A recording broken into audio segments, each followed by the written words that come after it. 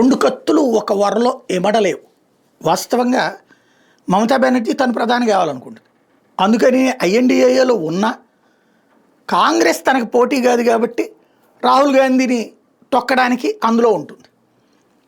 రాహుల్ ప్రధానమంత్రి కావడం ఆవిడకి ఇష్టం ఉండదు. అట్లాగే ఆమ్ ఆద్మీ పార్టీది సేమ్ ప్రాబ్లం.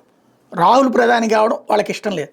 కానీ ఐఎన్డీఏలో ఉంటే మిగతా భాగస్వామ్య పక్షాలతో ఫ్రెండ్లీగా ఉండటం వల్ల తేడా వచ్చినప్పుడు కాంగ్రెస్ పార్టీకి 100 సీట్లు వచ్చి మిగతా కూటమి అందరికి కలిగి 175 సీట్లు వస్తే అప్పుడు ప్రధానమంత్రి పదవి తాము తీసుకుంటూ కాంగ్రెస్ మద్దతుతో వెళ్ళేటప్పుడు తాము ఎవరో ఒకళ్ళం ప్రధానమంత్రి కావచ్చు అన్న ఉద్దేశంతోనే అటు అఖిలేష్ అయినా మమతా బెనర్జీ అయినా ఇటు కేజ్రీవాల్ అయినా వాళ్ళతో కలిసి సాగుతోంది. ఇప్పుడు ఎలక్షన్స్ ఇప్పట్లో లేవు, ఇంకా 4 ఏళ్ళు ఉంది. బీహార్లో మాకు 25% సీట్లు కావాలంటే కేజ్రీవాల్ లేదంటుంది కాంగ్రెస్ పార్టీ కానీ అటు ఆర్జేడీ కానీ.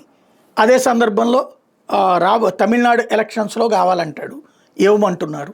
కాబట్టి ఆమ్ ఆద్మీ పార్టీ అట్టేటప్పుడు మేము ఐఎన్డీఏలో ఉండి ప్రయోజనం ఏంటి అంటూ ఐఎన్డీఏ నుంచి బయటకు వచ్చేసింది. ఇకపైన ఐఎన్డీఏ సమావేశాల్లో మేము పాల్గొనబోము అని చెప్తోంది. తద్వారా ఐఎన్డీఏలో అంటే విపక్ష కూటమిలో ఒక పెద్ద చీలిక వచ్చింది అన్నది కనబడుతోంది.